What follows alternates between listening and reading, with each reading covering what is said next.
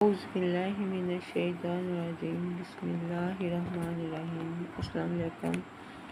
لوگوں، 5ویں دن کربلا کی جنگ صبح فجر کے وقت پھر شروع ہو جاتی ہے اور 5ویں دن مسلم عقیل کا بیٹا جس کا نام عبداللہ تھا وہ حضرت امام پاک کو جھک کر سلام کر کے گلے لگتا ہے اور آپ سے میدان میں لڑنے کی اجازت مانگتا ہے اور کہتا ہے کہ اے امام پاک، میں آپ کی اجازت مانگتا ہوں کہ میدان میں جا کے ان مجوسی کافروں کو ماروں۔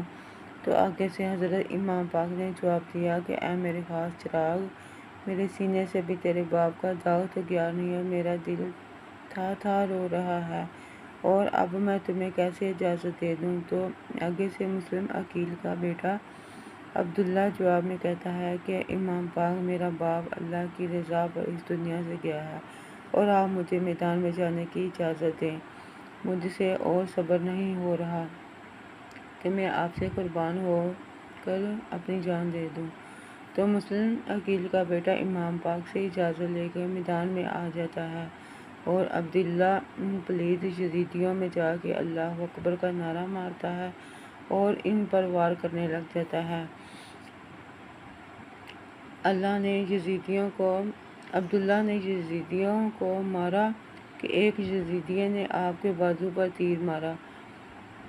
مسلم عقیل کا بیٹا عبداللہ بہت بہادر تھا کہ پھر بھی ان پر کس کس کے تیر مار رہا تھا کہ عبداللہ نے ایک یزیدی جو کہ خود کو بڑا بہادر سمجھتا تھا کے دونوں بازو کاٹ دیے۔ اس کتے کو بچانے کے لیے 2 کتے یزیدی اور آئے۔ عبداللہ نے ایک کی تو ٹانگیں کاٹ دی اور ایک کی شہرگ کاٹ دی، اور پھر 12 گھوڑوں پر سوار پلید یزیدی اور آئے جنہوں نے آپ کو گھیر لیا، لیکن عبداللہ پھر بھی نہ گھبرایا۔ آپ نے شمشیر کو ایسے چلایا جیسے بادل گرجتا ہے، اور عبداللہ نے 70 موذی کفریوں کے سر کاٹ کر ان کے سروں کو گھوڑے کے پاؤں میں کچل ڈالا۔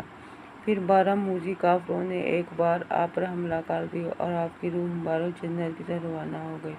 پھر عبداللہ حسن امام کا دوسرا بھائی حضرت حسین پاک کی اجازت لے کر میدان میں آ جاتا ہے اور مسلم شیر کا بیٹا جعفر بن عقیل اپنے بھائی سے بھی زیادہ خیر کرتا ہے۔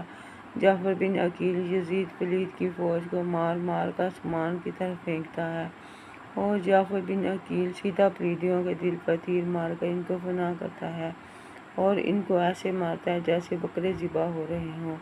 ان کتوں کی اینٹ سے اینٹ بجا دیتا ہے اور پھر خود شہید ہو جاتا ہے اور آپ کی روح مبارک جنت میں چلی جاتی ہے۔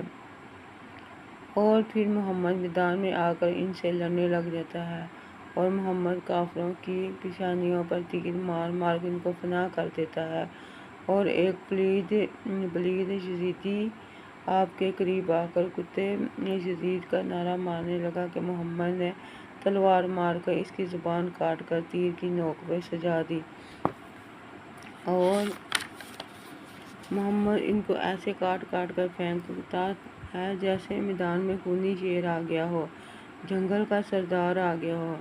13 یزیدیوں کو محمد نے چیر کر 2 کر دیا اور محمد پھر خود شہید ہو جاتا ہے اور آپ کی روح مبارک قدر والے اللہ مجید اللہ کے پاس روانہ ہو جاتی ہے۔ اور اب رات ہو گئی تھی۔ ہمارے امام پاک بھی عبادت میں مشغول ہو جاتے ہیں اور لڑائی پھر اگلے دن پر جا پڑتی ہے۔